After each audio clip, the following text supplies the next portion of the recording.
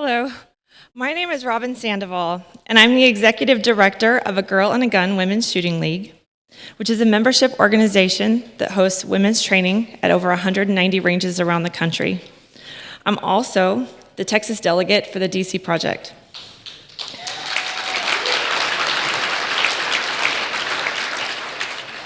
Gun rights are women's rights. Women are overwhelmingly the victims of violence and sexual assault, usually because their attackers are bigger, stronger, and faster than they are. There are many options for self-defense tools, but the reality is the firearm is the greatest equalizer. Everyone in this room understands this point, and it's nice to look out on the audience and see more women at this conference than ever before. Women are making strides in our industry, and our voice is becoming more common. Outside of our community, however, the woman's voice is being marginalized and merged with other voices. The woman's voice, the mom's voice, are becoming stereotypically anti-gun. We are barraged with headlines. Here are some from this week. Quote, "Moms band together to increase gun control." Quote, "Grocery stores become battleground for moms eliminating open carry." When I speak with members of Congress, I tell them that moms demand to take our rights do not speak for moms like me.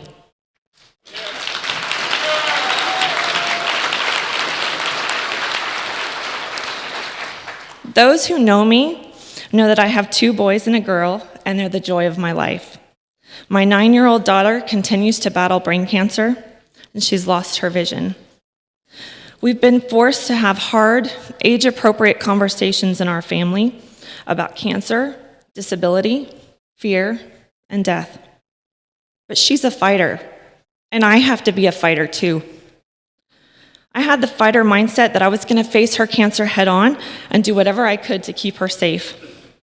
I formed an army of medical experts, specialists, and prayer warriors to help us in the battle. I learned as much as I could and sought resources that help her in the fight. Many of you relate to this mindset because it's the same we have as gun owners. We can't bury our head in the sand of ignorance. We have to arm ourselves with knowledge and tools to keep our children safe. Last year, I shared with this conference that I've been working to take the word mom back. Moms Demand Action took it from us, and I want it back.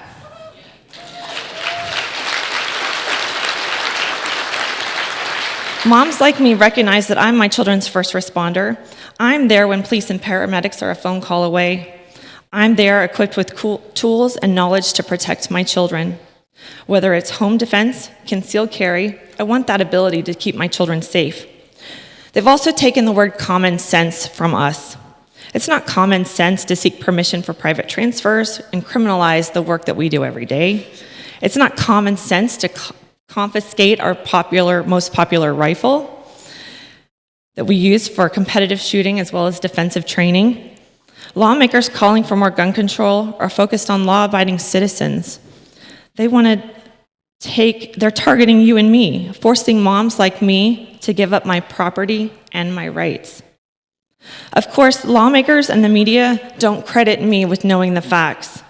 They believe as a woman, I'm just a pawn in the game. Just 3 days ago, there was a story in the New York Times that said, quote, "The gun industry is known for its savvy marketing strategies, and it has courted women and children with firearms, accessories, and cartoons." It's increasingly frustrating to me that the media views my firearms advocacy as being brainwashed by the gun industry. It's apparently believable that a man can knowingly choose to exercise his Second Amendment rights, but when a woman does it, we have been spellbound by savvy marketing. The voice of the mom continues to be marginalized and twisted, but I believe in my life I have to be a fighter, and I'm going to continue to fight for my children. Let's look at as an example at the mama bear. Everybody knows the mama bear. She doesn't walk through the woods growling and snarling.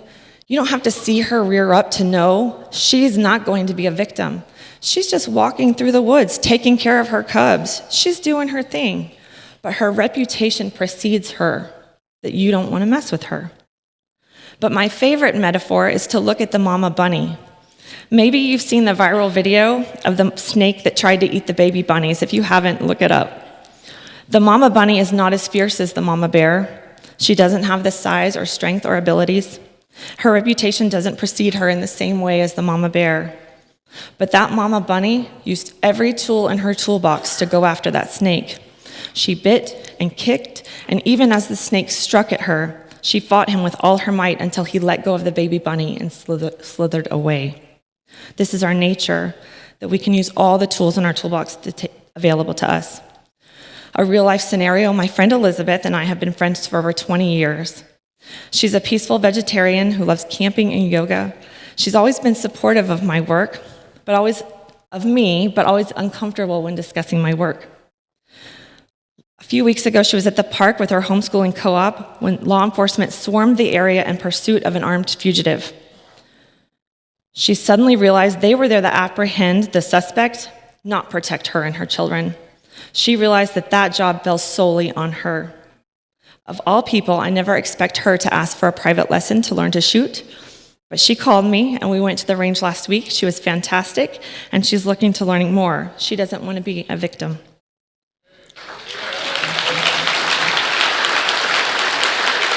According to outlets like the New York Times, women are only pro-gun because through its savvy marketing, the gun lobby has scared us to death.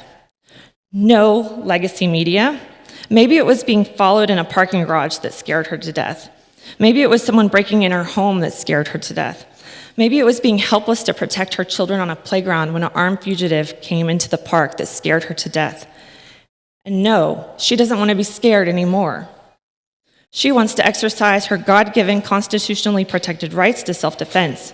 And I invite you to join me in fighting the misguided gun control policies that strip us of the greatest equalizer. I invite you to welcome more women to the shooting community, and I invite you to learn more at agirlandagun.org. Thank you.